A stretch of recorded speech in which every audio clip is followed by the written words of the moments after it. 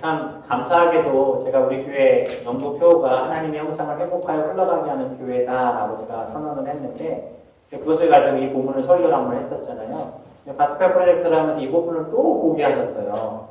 원래 설교한 지 오래 되지도 않았는데 또 그 본문 갖고 설교하기가 굉장히 설교가 될 것 같고 그렇거든요. 그런데 하나님은 그 말씀을 통해 일하시는 역사를 제 안에 또 보여주셨습니다. 오늘 본문의 말씀을 통해 이 가스펠 프로젝트 2과에 나오는 내용이긴 하지만 그 내용 속에 정말 중요한 것들을 우리가 말씀을 통해 나누고 한 주 동안 책을 보시면서 그 은혜를 마음껏 누리실 수 있는 축복이 우리 가운데 있기를 바랍니다. 하나님의 형상, 우리는 하나님의 형상으로 창조된 존재입니다.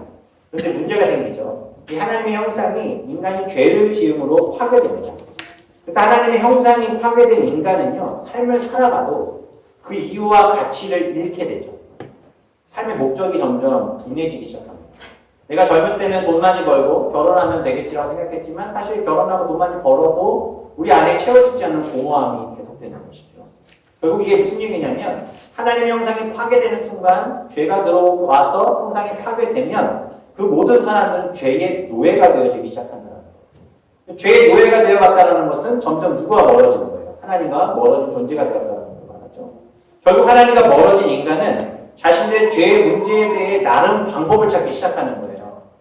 보세요. 하나님의 형상으로 창조됐다는 것은 하나님만 바라보라고 했는데 인간이 죄를 지으니까 그 죄를 하나님이 하지 말라는 것을 했기에 하나님 앞에 우리의 모습을 보이기가 부끄럽기 시작한 거죠. 무슨 말씀인지 이해하죠? 우리가 어렸을 때 부모님한테 잘못 지어주면 엄마 아빠 보기 되게 무섭잖아요. 그죠? 그렇게 사랑하던 부모님도 죄만 지면 엄마 아빠한테 뭐 잘못을 하면 보기가 너무 두려워지기 시작해요. 그러니까 인간이 그렇게 하나님과 멀어집니다. 멀어지고 나니까 이 공허함이 생기잖아요. 우리의 가슴 속에 하나님 앞에 예배하고 하나님만 바라봤던 모습이 있어야 되는데 이것을 못하니까 공허해지기 시작해요. 그러니까 인간들이 무슨 일을 시작하냐면 우상을 만들어내기 시작합니다. 그리고 절대적이라고 생각되어지는 태양이나 달과 바람과 바다나 산의 어떤 큰 나무들 이런 것들을 바라보며 그것을 형상이라 생각을 하고 거기에 절을 하고 예배하기 시작하죠. 우상숭배를 시작했다는 말이에요. 이런 모습이 모세가 창세기를 기록하게 된 중요한 또 하나님께서 모세에게 창세기를 주게 된 가장 중요한 동기이기도 합니다. 이스라엘 백성이 어디 땅에 있었습니까? 애굽 땅에 있었죠. 애굽 땅에 있으면서 애굽 땅은 다신론 다문화였어요. 다신론의 제국이었어요. 많은 신들이 있었습니다. 그 신들을 섬기는 많은 우상의 형상들이 있었죠.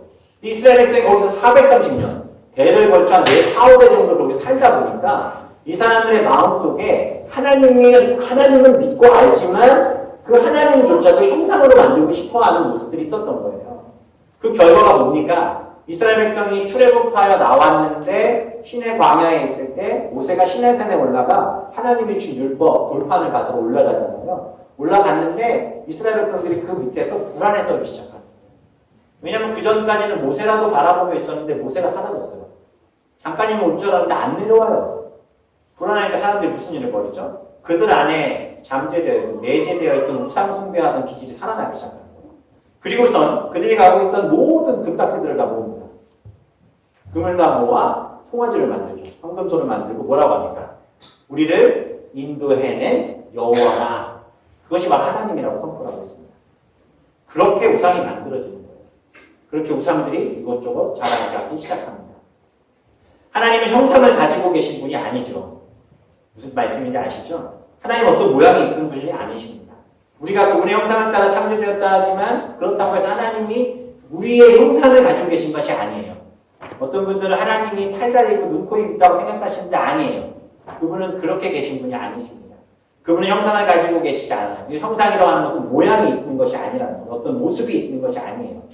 그렇기 때문에 아무리 아름답고 좋은 물건들을 가지고 형상을 만들어 그것이 하나님이다 또는 예수님이다 한들 하나님은 그것을 기뻐하시지 않습니다. 이스라엘 백성들은 자신이 가지고 있던 최고 귀한 것으로 금을 다 내바쳐서 그 금으로 송아지를 만들고 여호와 하나님이다 라고 얘기했지만 그 이야기를 한 모든 사람들이 어떻게 되죠? 땅에 다 매몰되어져 버립니다. 하나님의 심판이 임하게 된 것이죠.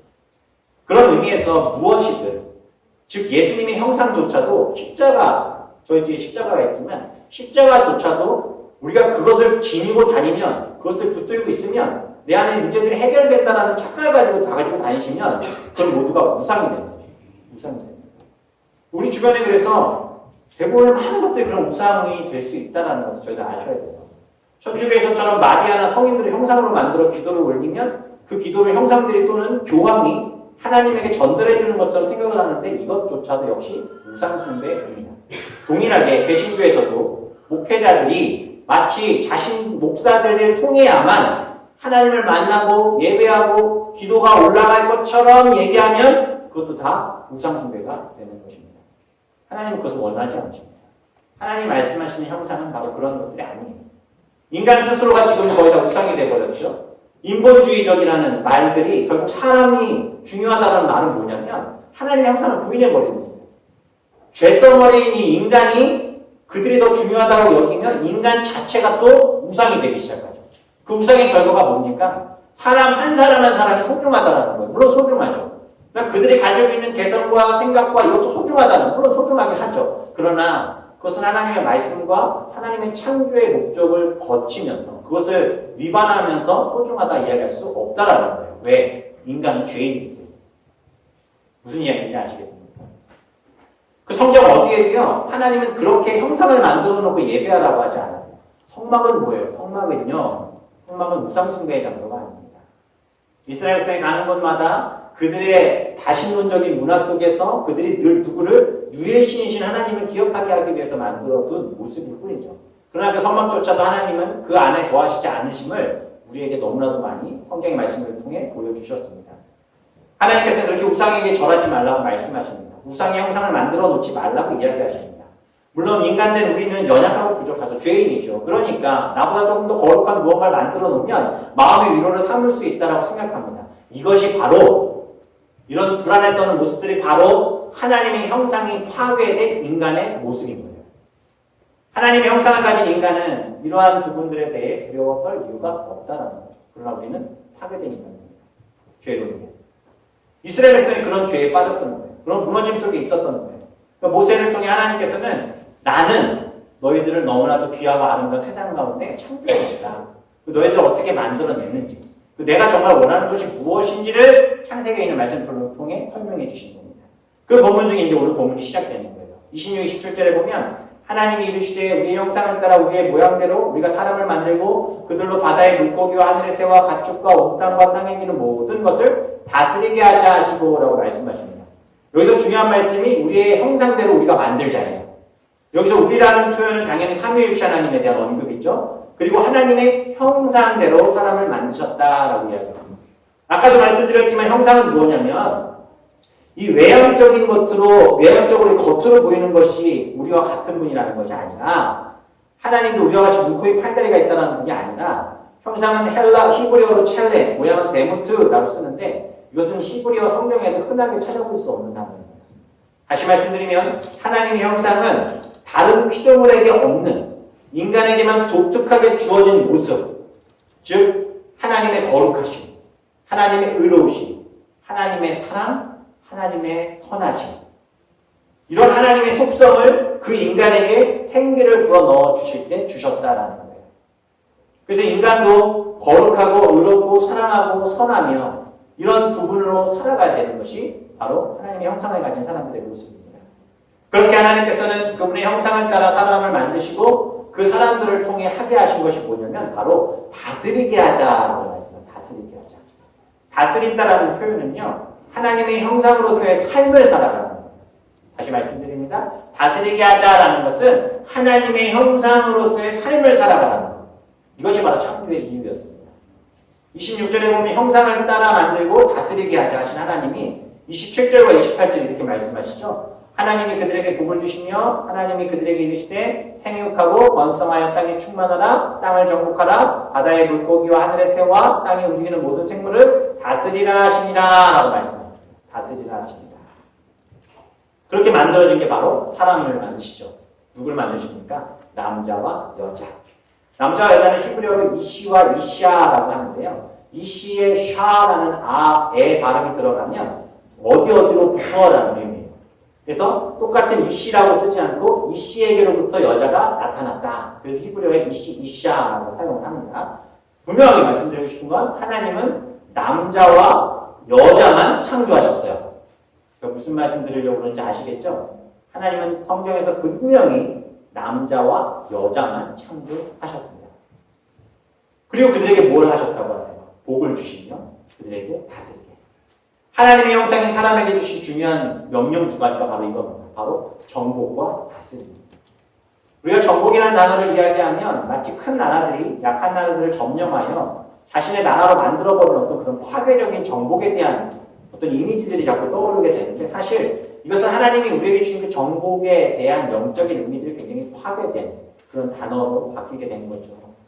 하나님께서는요, 이 귀한 하나님의 말씀들, 정복하고 다스리는 것을 하나님의 형상인 모습을 가지고 하라고 말씀하신 거예요. 그러나 초기 기독교의 상황 속에서 그리고 많은 유럽의 교회들이 실질적으로 그들보다 미약한 문화를 가진 나라들을 정복해 나갈 때 아이러니하게도 오늘 본문의 말씀이 그들에게 모티브가 됐다는 거예요. 하나님이 정복하고 다스리래잖아. 하나님을 믿는 기독교가 세상을 정복하고 다스리래잖아. 우리가 가자. 그래서 그들이 어떠한 일들을 벌입니까? 이 나라, 저 나라 들어가서 파괴하고 부수고. 이것은 하나님께서 말씀해 주신 하나님의 형상으로서 정복하고 다스린다라는 말 자체를 잘못 해석하고 또 그들의 마음 가운데 잘못 이해한 결과였습니다. 그 정복과 결과가 정말 아름다운 거였더라면 지금 상처받는 나라들은 없어야 되겠죠. 그러나 얼마나 많은 나라들이 그 일로 인해 상처받고 또 부서지게 됐습니까? 또 왜 그렇게 됐는가? 제가 말씀 서두에도 말씀드렸지만 죄에게 정복당했기 때문에 그렇습니다. 인간이 죄를 짓고 그 죄로 인해서 우리의 삶이 정복당했기 때문에 하나님이 주신 그 창조의 본연의 모습이 하나님의 그 형상이 무너지게 되었다는 것이죠. 그래서 우리는 이 죄의 문제를 온전히 해결하여 하나님이 주신 그 형상을 회복해가는 것. 이것이 우리의 신앙생활에 너무나도 중요하다는 것이죠. 하나님의 형상으로 창조된 인간이 하나님의 형상을 감당하라고 말씀하시는 거예요. 그러니까 우리 사람들 뭐 이런 얘기 하시잖아요. 얼굴값 좀 해야 됩니다. 얼굴값 좀 해. 오늘 옆에 분에 그 얘기 하라고 안 할게요. 얼굴값 좀 해 이러잖아요. 근데 사실은 우리가 뭐라고 얘기해야 되나? 하나님의 형상값 좀 해 이 얘기예요. 하나님의 형상값. 우리를 하나님의 형상으로 만드셨잖아요. 얼마나 귀하고 존귀한 존재들입니까? 그리고 다스리다라고 말씀하시죠. 정복하고 다스리다. 다스리라는 표현은 히브리어 동사의 말라크예요. 말라크. 명사로 쓰면요. 말렉입니다. 말렉. 말렉 어디서 안 들어보셨어요? 아비멜렉. 들어보셨죠? 멜렉은 왕이라는 의미예요. 동사로는 다스리다라는 것이고 멜렉, 명사로 쓰면 왕이라는 의미를 가져서 이것은 무엇이냐면 하나님의 주권과 통치를 가지고 하나님이 주신 그 명령에 따라 세상을 다스리라는 거죠. 하나님의 명령과 삶에 따라 하나님이 주신 그 명령에 따라 다스린다라면 파괴와 죽음과 슬픔과 고통이 있을 수가 있을까요? 없을까요? 없죠. 하나님 세상을 어떻게 창조하셨어요? 선하게 창조하셨어요. 그 안에 고통과 분쟁과 부딪힘이 있을 수는 없다는 것입니다. 사실 다스린다라는 단어 자체도 하나님만이 하시는 겁니다. 그런데 그 권세를 누구에게? 하나님의 형상을 입힌 우리에게 주신 것이죠. 하나님은 왕이시고 왕이신 하나님께서 우리에게 다스리도록 그 명령을 부여받은 것이 바로 인간. 그래서 그 인간이 하나님의 명령에 순종하여 하나님이 주신 권위를 가지고 세상을 다스리며 살아가도록 만드셨다는 겁니다. 하나님 우리에게 그렇게 왕권을 주신 거예요. 왕권을 주셔서 정복하고 다스리고 모든 것들을 하나님의 은혜 가운데 살아가게 하셨다라는 것이죠. 이것이 바로 창조이고 그것이 인간의 창조이고 인간의 창조를 통해 우리에게 허락하신 은혜입니다. 근데 많은 사람들이 세상을 다스릴 때 지혜가 필요하다라고 얘기하죠. 맞습니다. 지혜가 필요합니다. 사실 진화론에서 이야기하는 말 중에 하나가 인간이요. 다른 동물보다 지능이 높게 진화됐다는 거예요. 지능이 높게 진화되어 지금의 동식물들을 지배하고 있다라고 이야기합니다. 어떻게 생각하십니까?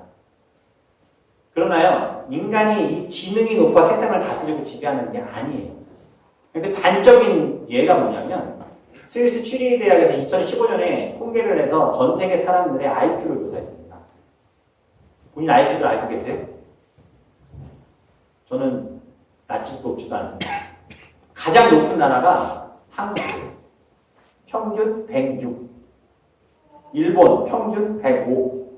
대만 103. 싱가포르 103. 거의 아시아권 나라들. 젓가락질하는 나라들이 IQ가 높대요. 기본적으로. 어찌됐든 이 정도예요. 그러면 당연히 100이 넘으니까 여기 앉아 계신 분들 150, 160 되는 분들도 계실지도 몰라요. 아닌가요? 100 안 되시는 분들 계셔도 실망하지 마세요. 평균이 106이잖아요. 어찌됐든 지혜가 높아서 했다면 정말 그렇게 진화돼서 인간이 세상을 다스릴 수 있었다면 여기 굉장히 중요한 하나의 반증이 나오는 동물이 하나 등장합니다. 뭐냐면 멸종위기종인데 콩고에 사는 보노보 치펜치라는 게 있습니다. 놀라지 마세요. 이 보노보 치펜치는 인간과 DNA가 98.7% 일치합니다. 그래서 어떤 외과 의사는 보노보의 이 장기를 인간에게 이식해도 우리가 없을 수 있다는 얘기까지 나왔어요. 98.7%. DNA가 일치한다는 거예요. 그러면 98.7%가 일치하면 그건 사람입니까? 침팬지입니까? 침팬지죠. 더 놀라운 사실 뭔지 아십니까? IQ가요. 120입니다. 보노보 침팬지가 IQ가 120까지가 측정이 됐어요. 근데 멸종위기종입니다. 또 하나, 그들은 높은 IQ를 가지고 있지만 인간을 지배하고 정복하지 못합니다. 진화론이 얼마나 허구인지 아주 단적인 예지만 이것만 가지고서는 알 수 있어요. 머리가 좋게 지능이 발달되었기 때문에 사람이 모든 천하 만물을 지배하고 다스린다 하지만 그게 아니에요. 하나님은 우리를 이렇게 만드셨기 때문에 우리가 정복하고 다스릴 수 있게 된 것이죠. 우리는 동물이 아니에요. 우리는 진화된 존재가 아니에요. 하나님의 형상으로 창조된 사람입니다. 그런데 문제는 인간의 타락과 죄송으로 인해 세상을 지혜롭게 다스리는 모습이 상실해버렸어요. 그 결과가 뭐죠? 하나님을 예배하고 섬겨하는 인간이 창조물을 숭배하기 시작하죠. 아까 말씀드렸지만 사람이 동물을 숭배해요. 사람이 천하 만물을 숭배하고 있잖아요. 하나님이 아니라. 다스리고 정복하라고 한 것들을 우상을 만들어 섬기고 있습니다. 세상을 다스리도록 권능을 받았지만 우리는 다스리지 못하게 되었습니다. 우리는 지금 사자와 호랑이가 싸우면 이깁니까? 집니까? 져요. 다스리고 정복하라고 하나님께서 에덴 동산에 만들어준 동물들인데 우리는 그 동물들을 보면 피하고 도망가야 돼요. 제가 아직 캐나다에서 동물 만나지 못했습니다. 그래서 만나신 분들에게 제가 항상 하는 얘기가 있어요. 부럽다고. 만나보고 싶다고. 실제로 한번 봤으면 좋겠다고. 눈앞에서 딱 보고 싶다고 하시는 말씀들이 뭔지 아세요? 제게 정말 인상 있게 하셨다는 집사님이 계세요. 목사님 에덴 동산이 아니에요. 순식간에 일납니다. 도망가셔야 돼요. 우리가 정복하고 다스려야 될 동식물에게조차 우리는 지는 오히려 그들에게 그런 부분에서 연약한 모습이 우리 가운데 있게 됩니다. 그뿐입니까? 하나님의 형상이 무너지고 다스리고 정복하는 것이 무너지니까 어떤 일들이 벌어집니까? 우리는 자연을 다스리지 못합니다. 폭풍이나 예기치 않은 자연재해 속에 생명을 잃게 되는 경우가 너무나도 많아지게 되었죠. 이런 모습이 타락으로 말미암아 벌어진 죄의 결과입니다. 죄로 인해 하나님의 형상이 무너지고 파괴된 인간은 더 이상 정복하고 다스릴 능력을 잃은 연약한 존재가 되어버린 거예요. 이러니 우리 삶의 문제들 앞에 힘들고 괴롭고 아프고 무너지고 피폐해지죠. 삶의 변화 끝에서 몰려 답답한 인생을 살게 되는 초라한 모습이 되어버리고 말았습니다. 그래도 다행인 것은 너무나 다행인 것은 우리 안에 하나님의 형상이 묻어지기는 했으나 여전히 남아있다는 것이 의미인 줄 믿습니다. 그래서 우리는 이 하나님의 형상을 다시 받는 것이 아니라 회복해야 됩니다. 하나님의 형상을 회복할 때 우리 삶에 부딪히는 문제와 상황을 정복하고 다스리는 은혜를 누릴 수 있습니다. 그러면 어떻게 해야 그것이 회복될 수 있을까? 처음으로 돌아가야죠. 어디로? 정복하고 다스리라는 능력을 얻게 된 그 원천. 바로 하나님이 그들에게 무엇을 주시고 다스리고 정복하게 하셨어요? 바로 복을 주시고. 제가 예전에 이 본문에 대해서 말씀드릴 때 이 얘기에 대해서 다 들으셨기 때문에 제가 이 복이 뭐라고 할지 다 알고 계실 거예요. 이 복이 뭡니까? 히브리어로 바라크. 복이라는 단어. 하나님이 복을 주시면 이 복은 바라크라는 단어인데 무릎 꿇다, 경배하다, 찬양하다 이런 의미예요. 이 복은 부자되라, 잘 먹고 잘 살아라가 아니라 하나님의 형상을 가지고 만들어진 인간에게 준 가장 큰 복은 하나님과 소통하고 교통하는 예배를 드릴 수 있게 하신 것. 이것이 복이라는 거예요. 그래서 이 복이 회복되면 예배의 삶을 살아가기 시작하면 창조하신 그 본연의 모습이 이 예배를 드릴 때 우리가 한번 회복되고 그것을 통해 흘러가게 하신다는 거죠. 우리가 예배할 때 하나님과 관계를 맺는 것으로 그 무엇과도 비교할 수 없는 은혜와 축복을 우리에게 허락하여 주실 줄 믿습니다. 세상에 있는 어떤 기존으로 아무리 아이들 120 가까이 되는 침팬지라도 하나님을 예배하도록 창조되지는 않았다는 거죠. 하나님의 형상이 사람에게만 주신 하나님의 사랑, 하나님의 그 사랑의 표현, 그것이 바로 우리가 이 자리에 나와 예배드릴 수 있게 된 것인 줄 믿습니다. 하나님이 나를 사랑하시냐고요? 이 자리에 와 앉아 계시면 하나님이 우리를 불러주신 거예요. 내 의지였던, 내 의지가 아니었던, 누군가에 의해서든 아니었던, 세상 속에서 잘못된 생각과 부딪힘 속에서 무너졌던 우리를 하나님께서 부르신 거예요. 사랑하시니까. 그 형상을 이 예배를 통해 회복하게 하시기를 원하셨어요. 그래서 하나님의 형상인 사람은 이 예배를 통해 하나님의 형상을 회복해 나가는 것입니다. 하나님을 사랑하는 사람만이, 그 사랑의 능력을 아는 사람만이 이 예배를 드리며 하나님 주신 은혜를 누릴 수 있는 거예요. 지금 하나님 우리의 사랑을 쏟아붓고 계세요. 그 사랑에 반응하는 것. 이것이 우리의 예배가 굉장히 중요한 것이죠. 그렇게 예배하며 하나님과 함께할 때 우리에게 무슨 두려움이 있고 또 걱정과 염려가 있겠습니까? 두려움과 염려가 무너지면요, 바로 죄로 인해 하나님과 분리된 인간에게 드러난 속성들이거든요. 아담과 하와가 범죄한 이후 하는 행동을 보면 우리 잘 알 수 있잖아요. 그들이 죄를 짓자 무슨 일이 벌어집니까? 하나님은 피해 도망가기 시작하죠. 예배 드리러 왜 안 오고 싶은지 아세요? 죄를 지었기 때문에. 이 죄의 문제를 해결하지 못하니까 못 드리는 거예요. 내가 그렇게 살지 못하니까, 죄덩어리니까 내가 하나님을 만나러 갈 수 없다라고 생각하는 거예요. 그러나 피폐하고 무너진 그들을 향해서도 그들의 마음 속에도 하나님의 형상이 있기에 그들을 하나님 앞에 나와 엎드려 예배하려 한다면 하나님 그들의 형상을 회복시켜 주실 줄 믿습니다. 그럼 그 예배를 통해 회복하게 하신 그 은혜, 그 은혜는 누구를 통해 이루셨냐? 바로 예수 그리스도이십니다. 예수님의 사랑을 한번 볼까요? 그분이 가는 곳마다 어떤 일들이 벌어집니까? 인간의 죄로 시작된 세상의 모든 질병이 어떻게 되죠? 깨끗한 것입니다. 죄의 결과인 사망이 부활의 영광을 보게 됩니다. 그뿐입니까? 예수님의 말씀 앞에 폭풍이 잔잔케 되는 거예요. 무엇입니까? 창조하신 그 목적 그대로, 그 형상을 가지신 하나님이십니다. 세상의 모든 천하만물, 모든 동식물들, 그분 앞에 잠잠해지는 역사, 바로 예수 그리스도 통해 보여주신 거예요. 그래서 그 예수님께서 다시 오실 그 나라가 되면은 우리는 그 에덴에서 하나님이 원래 만드셨던 그 형상이 회복되어 그 아름답고 귀한 은혜들을 누리는 역사가 우리가 있게 될 줄 믿습니다. 그 성경에서 예언서들을 통해 계속 이야기하는 것이 그거잖아요. 아이가 손을 놓고 장난쳐도 물지 않는 세상. 이리와 양이, 늑대와 양이 같이 뛰어노는 세상. 이것이 바로 에덴 동산의 모습이고 하나님의 형상을 훼손치 않았다면 우리 삶에 이루어져야 될 이야기들이었다는 것입니다. 우리는 하나님의 형상을 회복하도록 인도하는 길은 우리의 기도를 들으시는 분, 우리의 유일한 중보자 되신 예수님밖에 없습니다. 그래서 이 예배를 통해 예수님에게 기도하고 예수님 앞에 엎드리고 그 예수님을 만나고 그 십자가의 사랑이 무엇인지를 내 삶에 새기면 그 예수 그리스도로 말미암아 구원받는 은혜가 우리 가운데 이루어지고 그 구원받는 사람에게 주신 은혜는 무엇입니까? 그 형상이 회복되어 세상에 어떠한 일들을 만날지라도 당당하고 두려워하지 않으며 삶의 모진 풍파를 향해 예수님이 잠잠케 하셨듯 우리 삶에 아무리 크고 무섭고 두려운 문제가 와도 누구의 이름으로 내가 예수를 때로는 명하노니 잠잠하라 할 때에 그 모든 것들이 잠잠케 되는 역사를 바로 이 자리에서 예배드리는 우리의 삶을 통해 하나님의 형상을 회복한 하나님의 자녀들을 통해 이루어 주심을 믿으시기 바랍니다. 선교지를 다녀보면요, 실질적으로 불가능할 것 같은 일들 앞에 직면할 때가 너무나도 많습니다.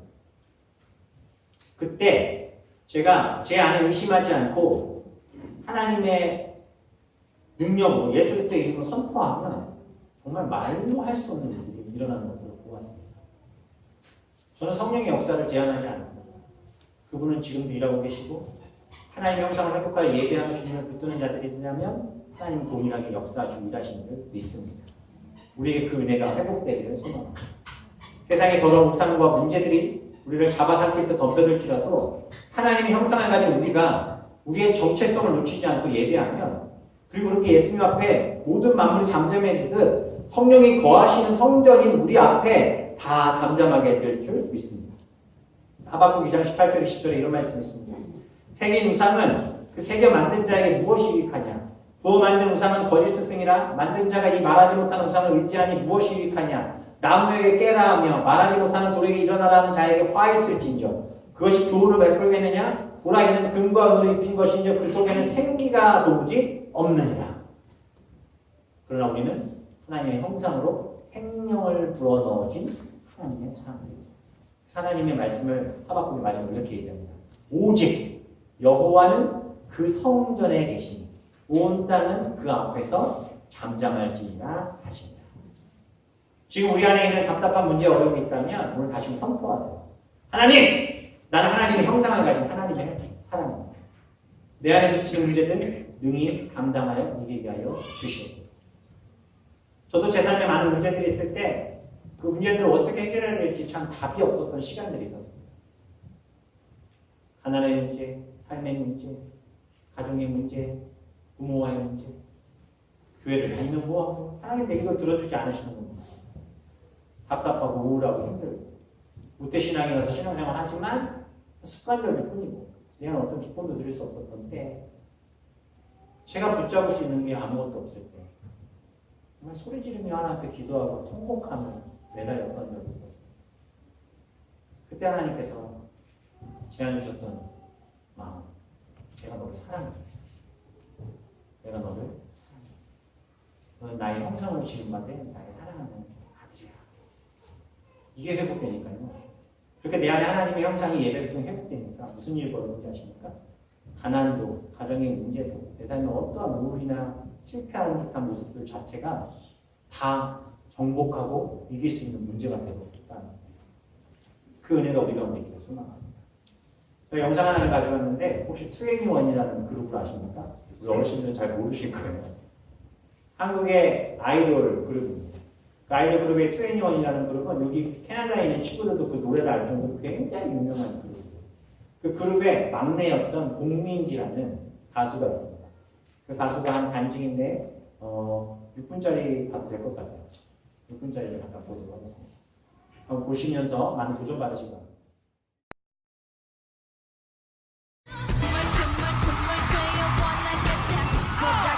개성 넘치는 최고의 실력파 걸그룹 2NE1의 막내로 사랑받았던 공민지. 타고난 끼와 재능으로 16 어린 나이에 모두가 선망하는 최고의 스타가 됐습니다. 그러나 화려한 무대, 팬들의 뜨거운 환호 뒤에 찾아오는 공허함과 외로움. 그 힘겨운 시간을 견디게 해준 것은 함께 해주시는 하나님의 사랑, 그리고 가족들의 기도였습니다. 이제는 그룹의 일원이 아니라 솔로 가수 공민지로 당당히 홀로선 그녀. 지금 그녀의 또 다른 이름은 신학생 공민지입니다. 하나님이 주신 소명을 따라 그분을 전하는 것이 삶의 목표라는 주님의 사랑스러운 딸 공민지 자매의 이야기가 시작됩니다. 진짜 그런 두려움이랑 초조함, 불안함 이런 것들이 저에게 몰려왔을 때 의심을 갑자기 하게 되는 거예요. 그런 상황에서 아, 하나님 정말 존재하신가? 하나님 나 왜 이렇게 힘들게 하세요? 이런 생각이, 부정적인 그런 생각들이 계속 들더라고요. 그럴 수 있죠. 네. 그러면서 정말 내가 그동안 지켜왔던 그런 신앙이나 가족들이 항상 얘기해줬던 그런 신앙들이 어느 한순간에 좀 무너져 내리는 그런 시간들이 좀 있었었던 것 같아요. 사실은 어떻게 보면은 하나님을 이렇게 사랑하는 마음은 있었지만 뭔가 이렇게 직접적으로 그런 느껴지는 하나님의 사랑 있잖아요. 내가 하나님을 알고 있지만 정말 인격적으로 만나주시는 하나님을 만난 거는 가수로 데뷔하고 난 다음이었던 것 같아요. 네. 이제까지는 그냥 하나님을 알고만 있었지만 중학교 3학년 때쯤에 이제 데뷔하고 난 다음에 어느 순간 무대를 서면서 계속되는 그 무대에서 사람들이 저한테 환호성을 질러주고 또 박수 쳐주고 이런 거를 느끼지만 그게 내려오고 나면 행복하지가 않은 거예요. 너무 공허하고 외롭고 그리고 자꾸 자책하게 되고 네. 내가 하는 그런 무대나 행동에 있어서 내 자신이 약간 미워 보이고 싫어 보이는 그런 마음까지 정말 들 정도로 네. 되게 외로웠어요. 우울감이 그렇죠. 왔구나. 어떻게 보면 네. 우울증 같은 거였죠. 네. 그리고 그 깊이가 너무 크더라고요. 무대에서 사람들이 다 저만 바라봐 주는데 끝나고 난 다음에 혼자 있는 그 시간이 너무 어둡고 외롭고 진짜 혼자인 것 같은. 네. 네. 너무 쓸쓸한 그런 느낌이었는데 어느 날 하나님한테 막 따지면서 네. 정말 너무 그때 화가 났나 봐요, 제가. 네. 하나님한테 왜 저를 태어나게 하셨냐고. 막 왜 이렇게 저를 외롭게 하시냐고. 내가 이렇게 하려고 지금 하나님 지금 가수 만들어 놓으신 거냐고. 막 그런 식으로 굉장히 원망의 그런 기도를 막 드리면서 막 눈물을 하염없이 흘리면서 기도를 하다가 제가 그때 방 안에 있었는데 막 눈물이 너무 막 눈물 콧물 범벅이어서 눈이 막 이렇게 잘 안 보이는 거 있잖아요. 불투명한 네. 눈이 그런 상황에서 갑자기 창문에서 빨간색 십자가가 보이는 거예요. 네. 근데 그 빨간색 십자가가 그 교회의 그 기둥 있잖아요. 네. 첨탑 같이 생긴 네. 그 십자가가 보이는 거예요. 근데 그 순간에 그걸 보자마자 저도 정말 알 수 없는 그런 느낌이 들면서 하나님이 나를 사랑하고 계신다. 하나님이 예수님의 보혈을 통해서 그 십자가의 공로로 내가 정말 살아났다. 내가 나 된 것 자체가 그냥 하나님의 은혜다. 이런 마음을 저에게 심어주시는 거예요. 네. 제가 정말 내가 살아도 되는 존재인가? 어. 이런 생각이 들 정도로 되게 자책하는 게 너무 컸는데 그것조차 하나님이 다 감싸 안고 이미 내 딸이다. 하나님의 딸이다. 이런 마음으로 저를 안고 계신다는 사실을 저에게 그때 가르쳐 주신 것 같아요. 말하면서 지금 이 얼굴인가 보다. 그치? 이상하게 표정이 바뀌었는지 어쨌는지는 잘 모르겠는데 너 되게 행복해 보인다. 이런 말들을 주변에서 해주시는 거예요. 그래서 오히려 저한테 물어보시더라고요. 너 어떻게 해서 행복해진 거야? 오히려 이렇게 네. 저한테 반문하실 정도로 제가 많이 행복해졌다는 걸 제가 다시 깨닫게 되는 그런 순간들이 이미 내 있었던 것 같아요. 내면에는 그런 체험이 있었는데 타인들도 그렇죠. 네. 너 도대체 무슨 일이 있었길래 요즘 이렇게 밝아 얼굴이 행복해 보여? 네. 이런 걸 남들도 느낄 만큼. 그렇죠. 본인이 그때 정말 내가 그런 체험을 통해서 나 정말 행복해라는 것을 한참 느끼고 있을 때죠, 그때가. 그때 너무 기쁘고 행복한 그런 상황이었던 것 같아요. 그러다 보니까 이제 왜 행복해진 거니? 그러니까 자동으로 하나님 믿으면 행복해져요. 그냥 이렇게 야. 자연스럽게 그냥 야. 말이 나오더라고요. 저도 모르게. 그러니까 하나님이 그렇게 요즘에 이제 미디어가 굉장히 많은 어린 친구들부터 지금 현재 모든 대중분들에게 너무나 크게 와닿는 컨텐츠잖아요. 그래서 그런 부분을 통해서 복음이 정말 자연스럽게 흘러들어갈 수 있는 그런 기독교적 세계관을 가지고 사람들에게 이렇게 방송과 교회를 넘나들면서 다가갈 수 있는 그런 목사님이 되는 게 꿈입니다. 그렇군. 하나님 아버지, 정말 제가 이렇게 모든 살아오는 순간순간마다 저 함께 해주시고, 제 앞에 항상 먼저 걸어가 주시고, 기다려 주시고, 인내해 주시고, 저의 모든 면들을 다 샅샅들이 아실 텐데, 그럼에도 불구하고 한결같이 정말 신실하시게 저를 사랑해 주시는 그 모든 은혜에 너무 감사드립니다. 그래서 제가 하나님께 드릴 수 있는 게 정말 제 입술로 고백할 수 있는 찬양과 춤밖에 없다는 생각을 해요. 그래서 하나님께 그 모든 것을 늘 최선을 다해서 열심히 드리려고 노력하는데 예쁘게 항상 봐주셨으면 좋겠고, 또 저는 계속해서 하나님을 전하는 그런 사람으로서 평생을 살아갈 테니까 하나님 항상 지켜봐 주세요. 그리고 늘 보호해 주시고 함께 해주세요. 사랑해요, 하나님. 이라는 청년이 고백한 내용들 중에 중요한 것들이 몇 가지 있는데, 예수님을 만나고 이전에 삶과 바뀐 건 없지만 예수님을 만난 그 순간 그의 삶이 정복하기 시작하죠. 무엇으로? 예수그리스도에게. 무슨 일이 벌어집니까? 이 정복하는 사람의 마음에 어떠한 기쁨이 있었습니까? 누가 봐도 이전의 모습과는 다른 그 모습이 그의 삶 속에서 흘러가고 있었다는 거죠. 사랑하는 성도님들, 하나님의 형상을 회복하셔야 합니다. 그냥 이 교회 안에서, 예배당 안에서 회복했다, 예배드리면 은혜 받았다가 아니고요. 우리의 삶에서 정말 회복된 사람이라면 주변의 사람들이 느끼고 알 수 있게 된다는 거죠. 그리고 우리 눈앞에 있는 모든 문제들을 그 형상을 회복한 모습 그대로 정복해가고 능히 이기시는 성도님들 되셔야 되겠습니다. 다니엘이 어떻게 사자굴 에서 살아남을 수 있었냐고요? 하나님의 형상을 회복한 사람이었기 때문에 살 수 있었습니다.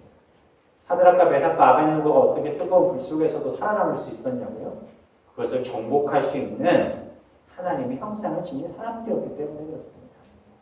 예수님의 제자들이 순교의 두려움 앞에서도 두려워하지 않고 죽을 수 있었던 이유요.